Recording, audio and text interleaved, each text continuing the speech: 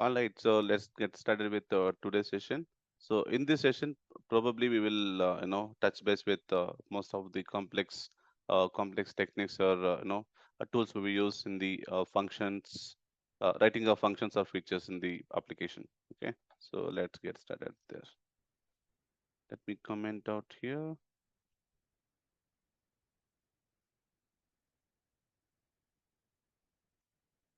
Okay, now that we understand how we can write a mandatory argument, optional arguments, right? There is something called single star, double star argument also. Okay, we need to understand what are those. So single star args. Yeah. So when I say single star, so say everything is the same. For example, uh, function name is my sample function or sample. Okay, function name is this, and now the variable has star prefix to it. For example, let's say star num list. For example, you got it. No, I should not select star number. That okay. List would not make any sense. And just have pass. Got it. Or just print a number. Make sense?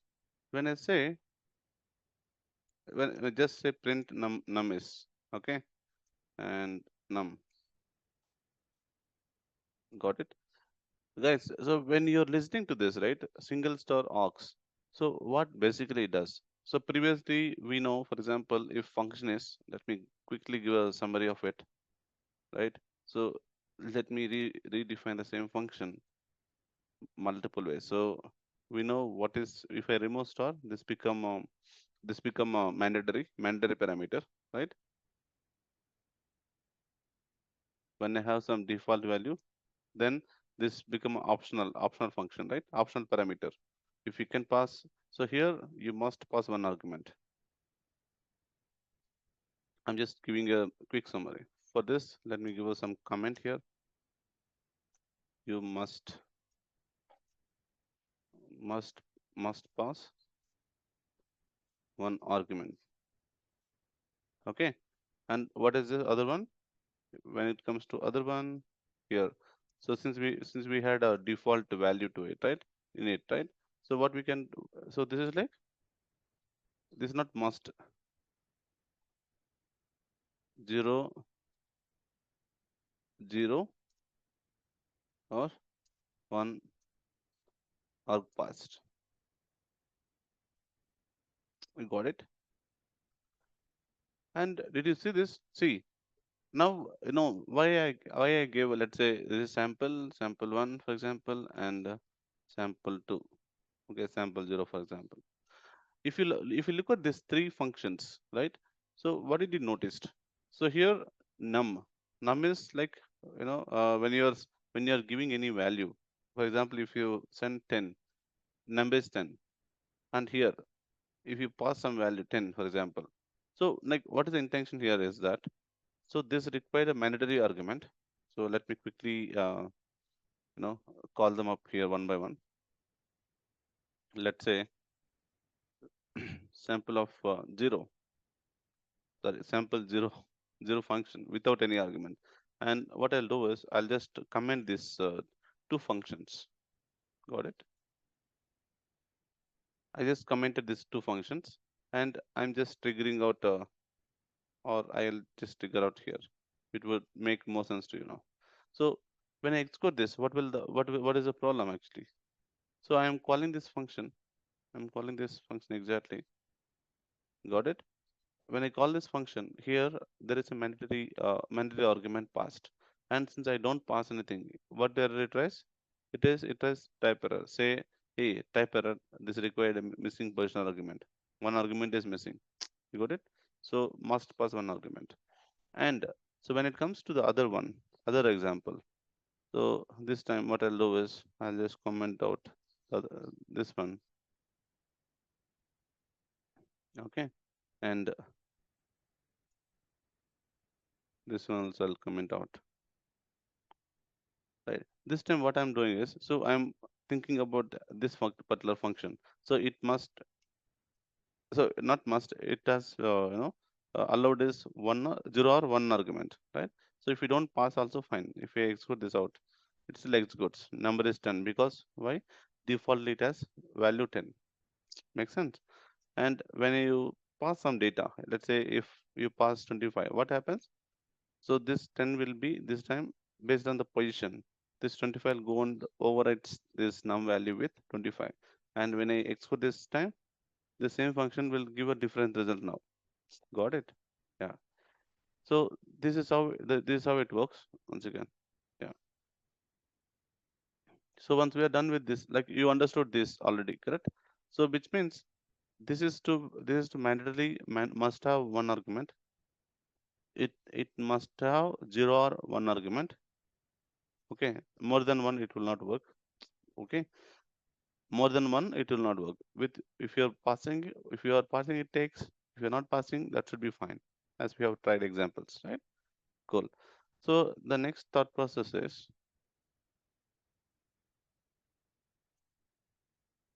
yeah. Now star. Star means zero or more. Okay, you got it. Now, so what it is doing it is like you can think of mixing of mixing of this. I think you can like you can think of advanced version of this particular one. Did you understood?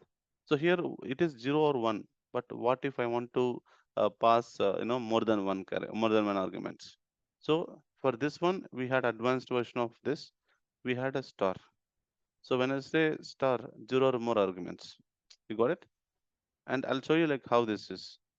Let's say now I am calling this function if I don't pass anything. And by default num, right? Like if when I say like zero or more, it has to store somewhere, correct? See, to store multiple values, what are the data types are available? We have a tuple, list, string, right? It takes more values. But when it comes to star, it uses tuples to store the more values.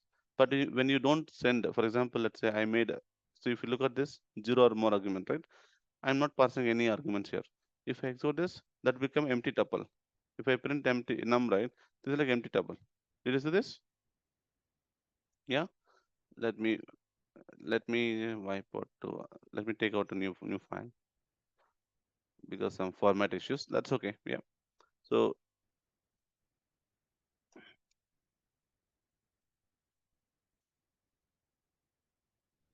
that's fine. Yep. So close this. Other ones not required. Yeah. So it is like zero or more. If I trigger this out, it is clear that the num is empty tuple. Did you see this? And when you pass, you need to understand, guys, one by one. Okay.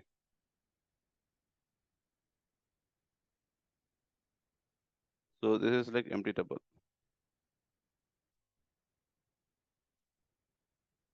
I'm just giving empty tuple. And when you pass, let's say 1 comma 2, for example, you can pass a number of arguments. That's okay.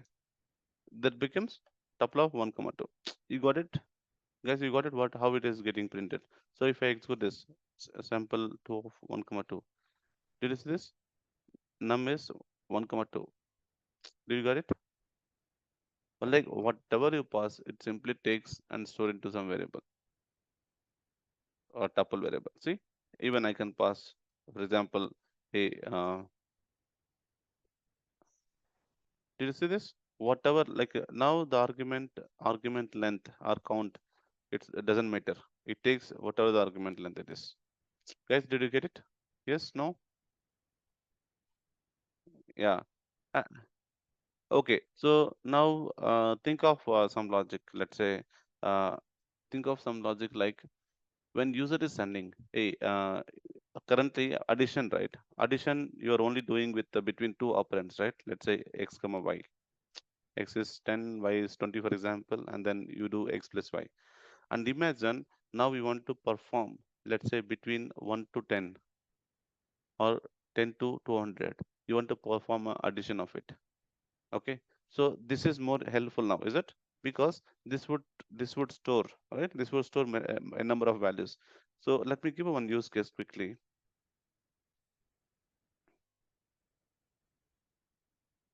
Okay. So df. So for example, now I have written a sum function. Okay. Sum function, and here I just took values. Okay. Star values. Got it? And now if you want to get sum, oh, you should not write a sum action because sum is a built-in function, so should write something else. Uh, or you can say addition, multi-addition, just say multi-addition. Got it? So in this, what we are doing is, so you can pass to sum directly. For example, now in one go, if you want to say return, return, right? Say sum of values. You got it right. What I'm doing is, we see when it comes to sum, right? We can say sum of 10 comma 20. No, it should be iterable object. Sum of list of 10 comma 20. This is legal. You got it. So even if you want to try, you can. Let's print this out. Okay. If I execute this, so this is legal. Did you see this? Even sum of some container. Let's say sum of tuple of 10 comma 20. If I trigger this, do you see this? So I can use tuple for, I can directly use tuple as tuple as a variable inside the sum function, which would give me the sum of all the items. Did you get it? What I mean? Okay. So that's why, see, whatever I'm doing hard way, right? I'm telling you, like, we will pass multiple values to this values variable that will store into the in the form of a tuple. Okay. And when you do sum of values, which is a sum of tuple, like this. You got it? Yes, no? You didn't. uh, uh Sample reference for you. Okay, quick reference or hint. Yeah. So now what I'll be doing is multi-addition. So now your function, it will perform addition for multiple values. So what is the function? This one, right? To see it, you're taking it. For example, let's say 10, 20, 30, 40. Now you are doing addition for you are doing some addition for multiple values. Did you get it? So how this will happen? So you are calling this multi addition function. This is a multi addition function, and here you have multiple values of it, like 10, 20, 30, 40. And how it will store values, since it's a star variable, right? It stores values in this star tuple. Okay, and return sum of tuple. So how this will happen? Sum of 10, 20, 30, and 40. Guys, did you get it? So if I export this, did you see 100 is the sum? If you want, you can go and count it. So 50, 50. Got it? 100. Now, did you understood? Like single star user for taking multiple values from the user. So even when you want to when you're using when you want to count a number of values, how many are there? Not count. So when you want to sum it, or when you want to yeah, this is one use case. Got it? And other use case is that this once again, let me also print some. Okay, so before that, see, when it comes to the even real-time understanding, right? We do like this only, but when you attend any interviews, right? They'll ask, hey, don't use any built-in functions. Write a function use cases, not use case problem. Write a function, write a function to uh, find the find the sum of all given values. Got it? So how this can be? See, this is like very smart way. We just define things. We just three lines, right? Only two lines we are done with our job, and one line we are making a function call, isn't it? But their ask is like we need to write a function to this. See, same thing. I can write the same function, for example, right? But imagine user might send some incorrect values also, right? Data is incorrect. So we should handle that, correct? So currently the above function we don't handle. If something goes bad, it that's all. It's not it will not perform any. It cannot handle any error conditions. Okay. So this is bad way.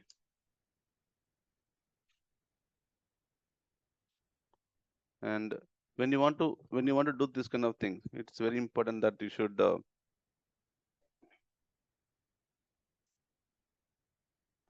way. So I'm writing out one second. So here now what you have to do. So since you want to sum it, right? Say initial sum. Let's say initial sum equal to 0, and for item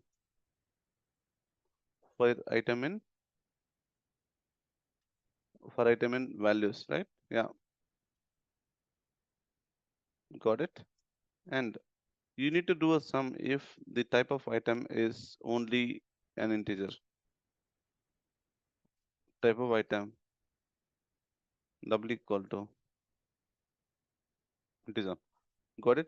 Then only sum plus equal to item. That's it. You are done. But finally, what you do, and also if some, let's say if there is a bad case where the item is other than sorry, where the item is other than integer, like else, if the item is not an integer, then raise error, is value error. Got it? Say raise value error. Say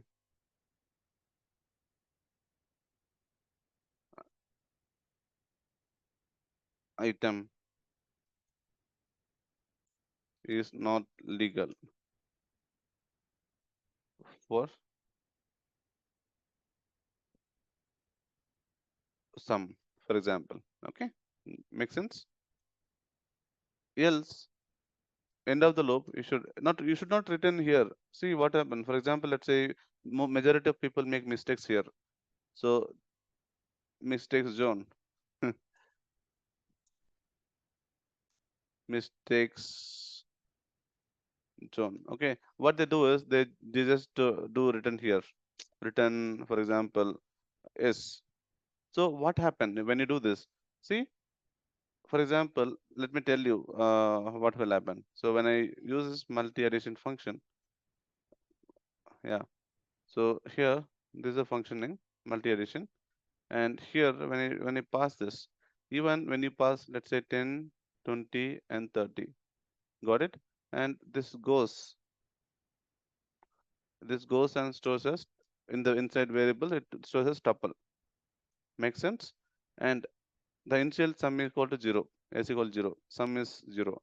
And for item in values, what is the first item? 10, right? It comes with 10. And if type of item double equal to integer, which means type of 10 double equal to integers. The type of 10 is integer, double equal to integer. True, right? And then it does come here and say s plus equal to s plus equal to item means s equal to s plus item. This we already know, right? And which is which becomes what is s value? Initial s value is 0 over here. 0 plus item value is 10, right? Because the first time item becomes 10. Got it? And now s become 10. Make sense? Yeah. So s becomes 10 now.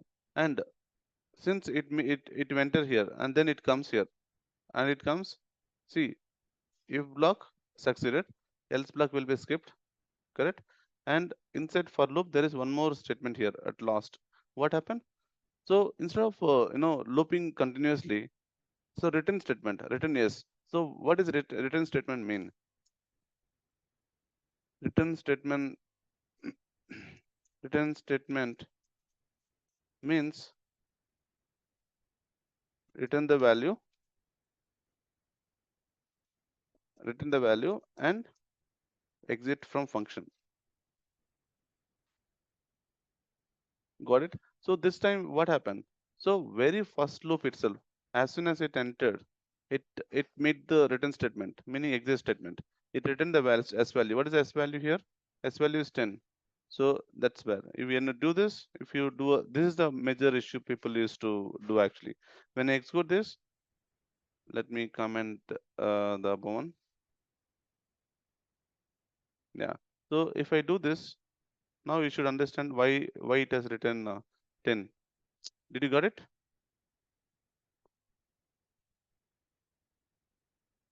Yeah, first loop itself exited because it meets the since first loop itself meets the return statement, that's where it got exited from the function. So return means return statement means return the value and exit from the function. Make sense, Aparna? Yeah. And to correct this off, this is the mistake zone. Okay, I'll keep this still there as a mark here, because when you reach this mile, you should understand, oh okay, you are in a danger zone or mistake zone. Got it? And I'll out of this loop. So when I say out of this loop, right, you should exactly start where the for is started. Did you see this? Yeah. So return yes. So this time what will happen?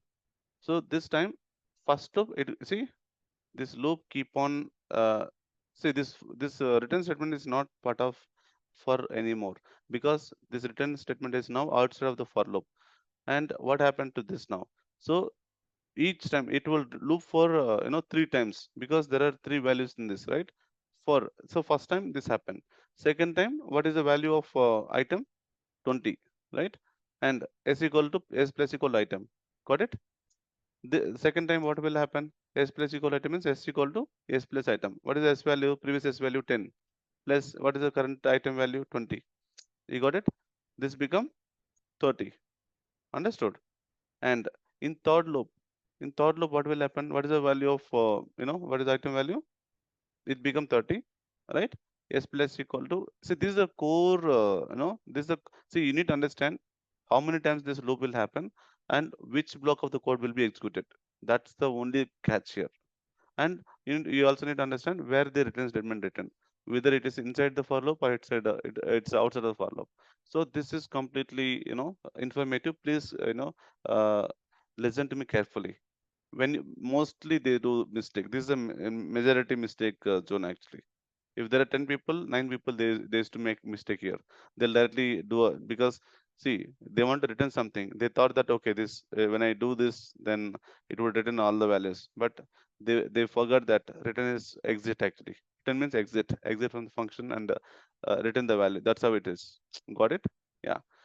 And when I return outside of this specific loop, right, what will happen this time? So this loop will iter for three times, right? Each time it perform the addition of the previous sum plus the current item. You got it? Do you see this? First time 10 plus 0 plus 10, 10. Second loop 10 plus 20, which is 30, right? In third loop, the current sum is 30, and current value also 30. Okay, makes sense. Now this becomes 60. Any questions in this, guys? Are you good? Good? Yes? No? Aparna and Satya? Satya, you hear me? Okay, makes sense. Now, did you see? Now you got the actual output. This is what you are expecting for, right? This now this particular function would work seamlessly for all the issued ones. And if there is any error, for example, in this, if you find some error, see if there is error, even in the real time, when we caught some issues, or let's say if customer is doing something bad, we should not allow our application to affect of this crashness. Instead, what we do is, um, let's say this time, I'm just passing k, for example, some string.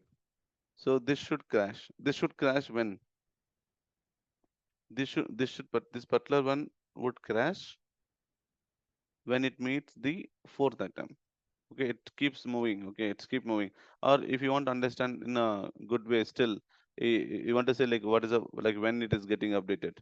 So you can also put some delay, or you can also use a counter. For example, say c equal to 0. Okay, so when it comes to the, I think you can start with 1. Okay, because it's not 0, it's 1. You need to understand what is the current loop. Say you should also print if say loop 1, loop 1 item. I'm giving you more easiest way again, most easiest way. Item is, no, we should not say like loop 1, instead loop here uh, c. Okay, loop c means like the c value become first time loop 1. Okay, item is item. You got it? So if I trigger this, you will see. Did you see? Loop 1. And here, since I didn't make any improvement, see, I loop 1 item is, loop 2 item is, loop 3 item is, loop 4 item is, right? But if you see, there is c value is constant. But as soon as entered to this, right, after this each loop, I have to increment the counter of c, correct? C plus equal to 1. I'm incrementing by 1. So if I execute this time, did you see this? Loop 1 item is 10, loop 2 item is 20, loop 3 item is 30, and loop 4 item is k, but it crashed. Did you see it? So this is to,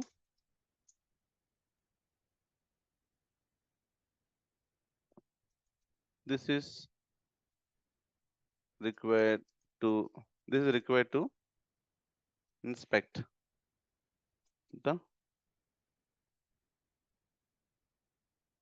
loop count. Okay, it inspect the loop count. This would make sense, right? No, without this also should work, but we were making more, what we can say, more meaningful code now. Got it? Yeah. So plus equal to this, right? Yeah. And since it is crashing, see, when user is making some mistakes, right, we should make program to crash. Okay, we should raise this error. And since you already know when this is error, right, what you have to do, you should also have this particular scenario.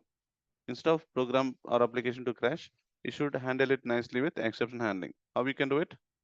Simple. Try block. Inside try block, select all the code which outside of the try block and make it to inside try block. Make sense? Okay. Except except exception as error, right? And just say print statement, say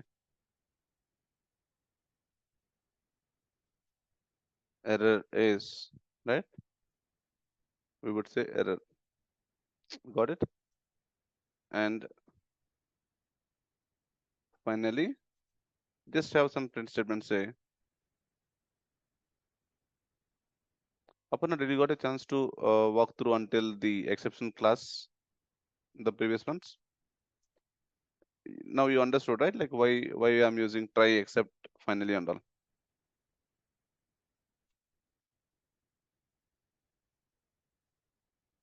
Program exit. Okay, yeah. Now did you see this? This time it would not crash your application. Previously it got crashed. Did you see this? Previously it got crashed. But even when you want to what we can say.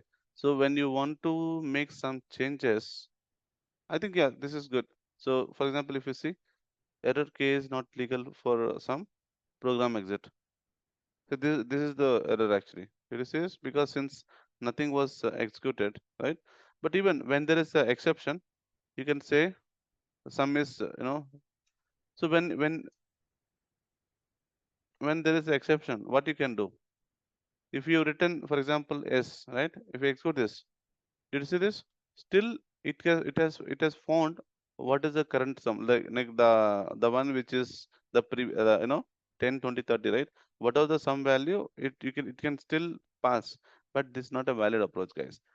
So this would fail again. So let's say currently 10, 20, 30. So it is in sequence currently.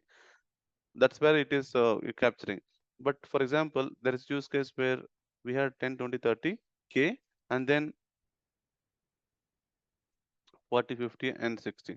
But this is incorrect, right? If you look at this, did you see this? This is incorrect, is it? Again, you are getting 60. 60 is the incorrect value. Understood? So in this particular scenario, even if you want to handle it, right, there is a way. There is a way where we can handle it. So that's where the concept called break, continue, and pass. Okay, so meaning when there is a issue, for example, let's say when there is a issue, what we do is simply print that issue, like make log it, and instead of raising error, we will say print. Okay, print the error. But if I execute this now, did you see this? What happened?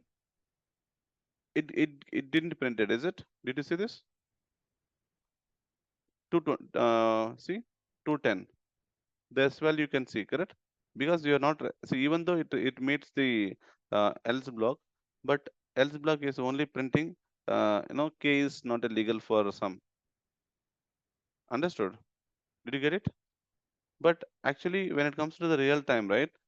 Okay, this become big actually. One second, let me comment this out.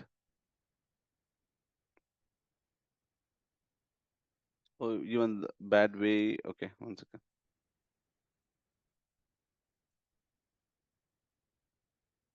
I'll write other program where you can do it in easiest way as possible. Okay. So how this can be rewritten is df. Let's say what's the function? It does the sum, right? That's okay. Addition multi. Okay. We had a star variable, single star, and it takes, let's say, number. Makes sense. And so it is clear that when you want to do sum, s equal to 0. Correct? Yeah. And for item in number, because number is by default it's a tuple. If you don't pass any arguments also, it's still considered empty tuple. Yeah, makes sense. And here for item in num, right? So if type of item double equal to integer, okay, if the type of item is double equal to integer, then only do this sum plus equal to item. This is a core logic, right? If not, let's say if this condition is not satisfied, let's say if the item is string or list or any other value, right? Else you should say in this, right? Don't do anything, continue. So continue means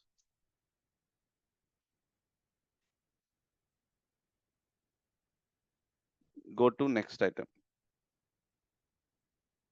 Next item. You got it? Continue means whenever it meets. See, when it comes to continue, right? Go to next item. Did you understood? See, when it comes to this, let's say if my add mul here 10 k or just k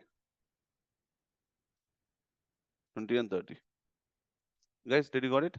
So what this will do is this particular function takes all the four values, store them into num variable.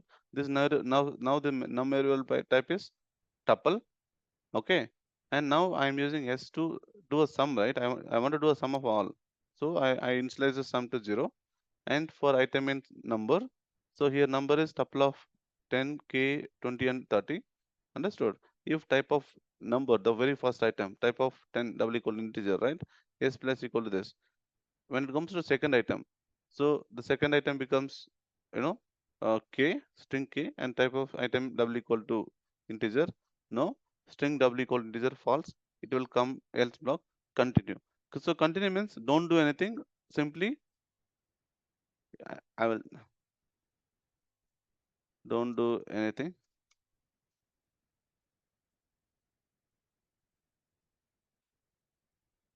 Don't do anything.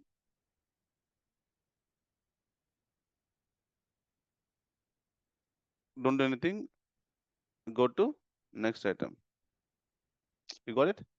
Then it will go to next item. What is the next item? 20. So now item becomes this.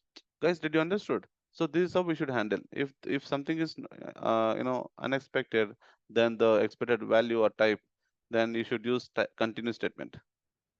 Guys, did you understood the usage of this continue statement? Yes, no? Yeah. So if I export this, now you will come to see. So why? Because I'm not using print statement. That's where the result is not printed out. Make sense? Even because see, I'm doing continue, but here did you see this? Why I'm not getting the value? Because I submit it, but I didn't return it out. End of the loop. End of the loop. What I had to do is return yes. Make sense? We didn't understand. See what mistake? Like why we got none. So none will come when there is nothing written from the function. Then immediately go and see like okay where I made mistake. Go and fix them up. Guys, did you get it? How this can be worked out? Yeah. So now if I execute this out,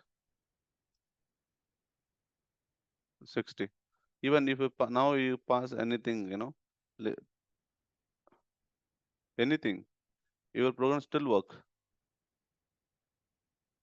Now 40, 50, for example, your program still works.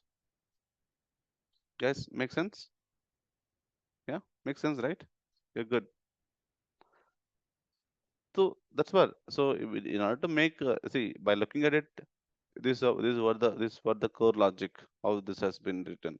But when you start adding, exception handling, error handling, right, your program will grow. That's it. Don't look at the program and see, hey, no, this is a very big program. I don't know how to learn this, right?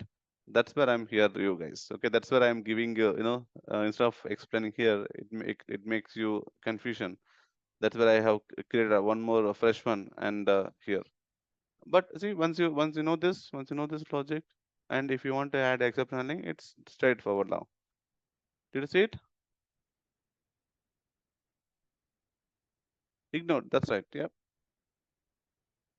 That's where we got 150.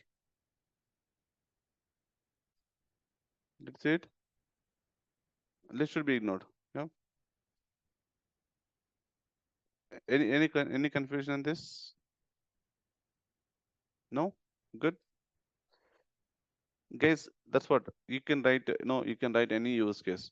For example, let's say you may be thinking that, oh, okay, see, what if I want to count this also? That might be Priyanka's question, right, Priyanka? So in order to do this, you can still do it, but you cannot have what we can say. See, if you want to do this, for example, let's say you are doing already this 10, 20, 30, 40. You are doing this kind of opportunity, right? But when there is something, let's say, if for example, if the item is integer, that's okay. But if item is, let's say, for you are strictly only passing numbers into the list, for example, let's say. So what you can do is you can say type of item double equal to list, for example. Okay. Then you can also do one thing. See, this time we can utilize the built-in function. Again, you don't need to loop over and do it. Okay, but if you want to do it, that become complex. But to make it, if you understand this level itself, this is pretty much enough. Let's say they will say like, hey, I have items 10, 20, 30, this one and this one. Can you write a program to add this up? Okay, that time you can tell them, yeah, we can write like this. Even if you want to do this, we can also we can also when it is a list, for example, right? What we can do here also, if item is list, what you can do still for now, we should not use the item variable because item is list, right? Let's say for item 2 in item, because when item is become list, right, this become like this. You got it? So you do this generally. uh, no, I'm giving the core logic of it. You got it? Yes plus equal to item 2. uh, Priyanka, did you get it? See, it will stuck. What I have done is, see, what I have done is, uh, I am doing some of the individual, like each loop. See, the way I'm doing for the whole one, the same operation I'm doing here also. Did you see this? See, this is what the core logic, right? This is what the core logic of it, isn't it? And if let's say even you can add specific condition if once you know the core logic of it, right? You can directly write like this. Then even integer, right? Then do this. Else, else, what we have to do? Continue, right? You get it? Yes. Now, if I trigger this program, did you see this? 157. Even see in interest, they'll ask this kind of questions. Hey, can you write a program to some? See, this is the list, and also they'll put some. Uh, they'll also do this. So can you write a program to get a sum of every item, even though if there are some incorrect characters, like let's say K, HS, KJ, for example. If we execute this, it should work for everything. Did you see this? Now, if we add some more items after this, they'll check. They'll check. Uh, say, for example, 89. If I execute this, it should work for everything. Yeah, guys, did you get it? How this is being working, guys? Nothing, nothing I have done. Simply, you understood this logic, right? Guys, did you understood this logic? Yes, no? Yes, right? Because see, for here, what is the item value? The currently item value is 10, which means like number. And when it meets this guy, when it meets this item, this is this is one loop, correct? This is like a list, correct? I have to whatever I'm doing for this loop, whatever the operation I'm doing here. Let's say whatever operation I'm doing here. See whatever the operation I'm doing. Shit. Whatever operation I'm doing this, right? We have to implement the same logic for this as well. You got it? That's where that's where exactly what I have done is this. If the item is list, again what I have done, what are the operation we have implemented, outside of this previous example, out of the previous example, same I have implemented for this as well. If item is list, got it? Like this, you can also say, let's say they will say like 10K, this one also they'll say, Even I have one more tuple where items are there, 56, 75, something like this. Understood? So this time you can say, since item right, 56 comma 78, don't care. So when item 2 equal to integer, so here sorry, if type of item equal to list, you're doing this right for list, and even for individual tuple, both are same operation. You got it? So meaning this block will be applicable for list and tuple. Okay, what you can do is, or you should say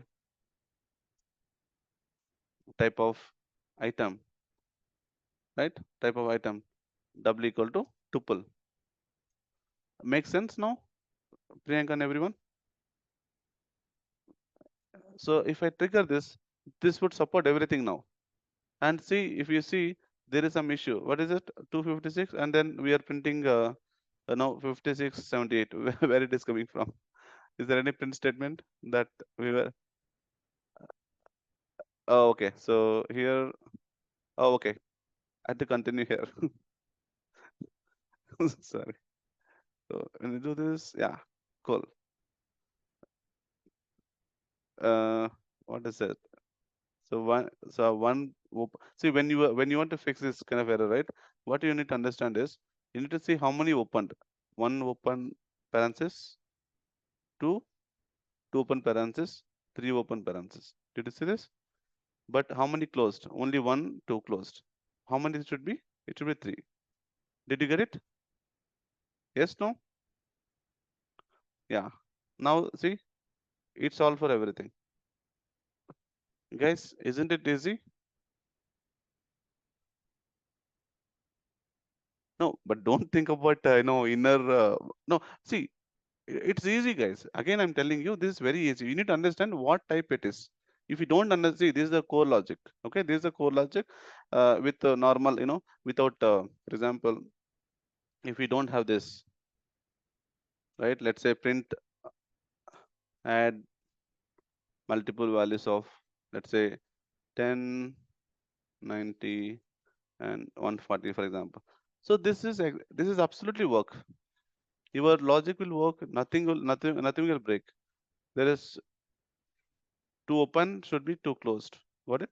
Yeah. Did you see this? Your program works, but you know this is a very normal use case where any user does actually. But there are some users, hey, no, I will pass, like, I'll pass 10, 20, 30, also list, tuple, dictionary set, whatever. Okay, we don't care about it. But when it comes to this, we know what is implementation, right? Same implementation being repeated, guys. That's it. See, the same logic we will be repeated. So let me tell you this quickly, right? See, the same implementation I repeated here. I'm just checking. See, if type of item equal to integer, then doing s plus equal to, right? Here, I'm type of atomic list or tuple, which means that I have to repeat whatever operation I have implemented for the main for loop. Without this, you got it. So here now this item is list or a tuple. We have to implement the similar logic. And see, when you got stuck, right? I don't want to go with item anymore. Okay, so here I will say, like, I think the item would make more sense now.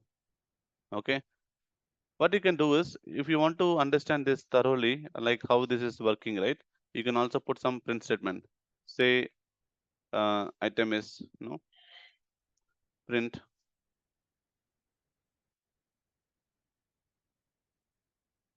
item is this. Item is item,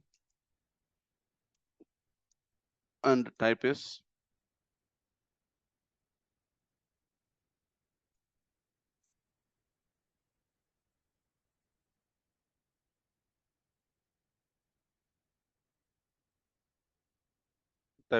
of item. Make sense? So that you will understand each time when it is looping, right? You can easily see. Did you see this? Until 30, see, until 10K is fine. But when it meets, so item K, type is string. It is checking each and everything. Did you guys check this? You can clearly say what is item. We are not doing anything. We are simply printing what is the current item, what is the type. K K type, like this. It's keep moving. Understood? Also, if you want to check, uh, have for example, when it is going inside this, for example, let's say, also say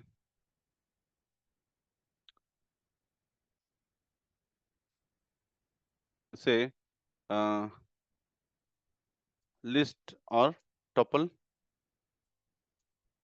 detected. So perform some of all the items inside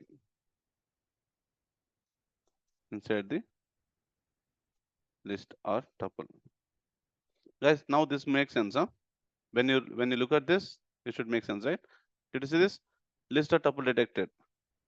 Even when you are done with this, for example, when you are done with the loop, even you can say, see, that's what. See, when you do, the beauty of program is when you love this programming, right? You can implement like anything, whatever logic, you have a solution, right? You should say performed sum of type list or tuple.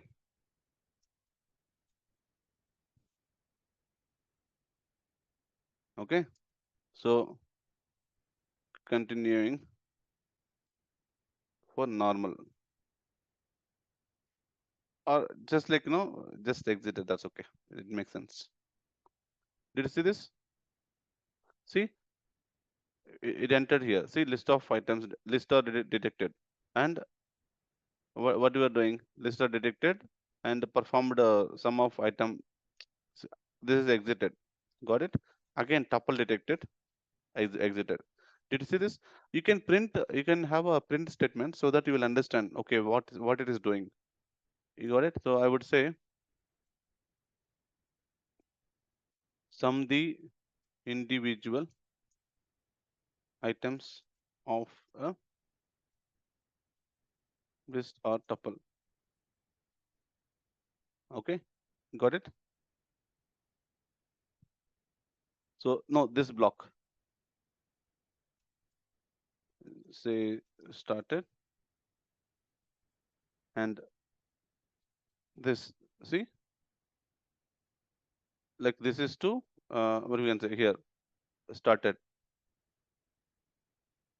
and when actually, so from here till here,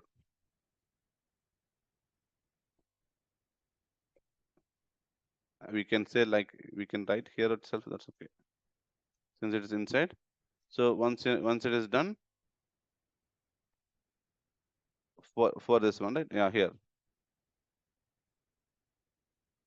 ended. Guys, make sense or no?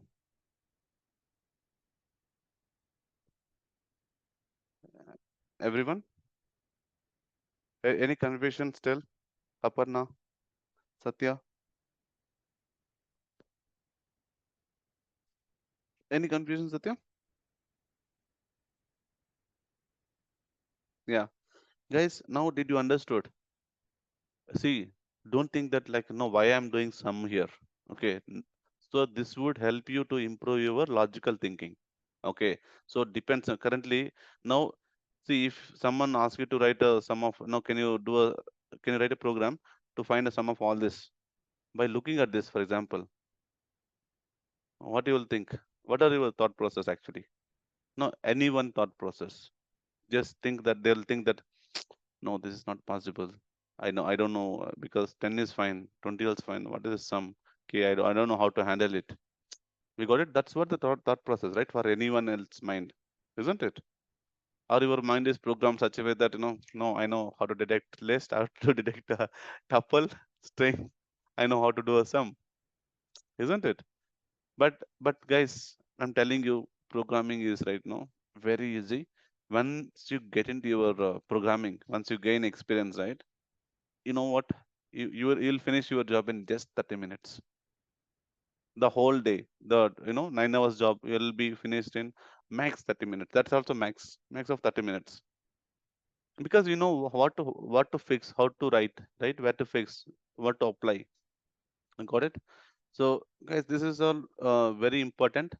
I would request you to please practice. Okay, practice a lot. If you don't understand this, again, see, I have given my best, best flow of understanding, and given the best print statements, right? But we need to you need to practice more, understand what it is doing, how it is doing, and take paper and pen, write the same logic. Okay, so like, even you can think, you can look at this logic, understand what the flow is, and you can also take the notes, and based on your understanding, put them in your notes, right? And then make some progress. That's required, guys. Yeah. Any questions from anyone?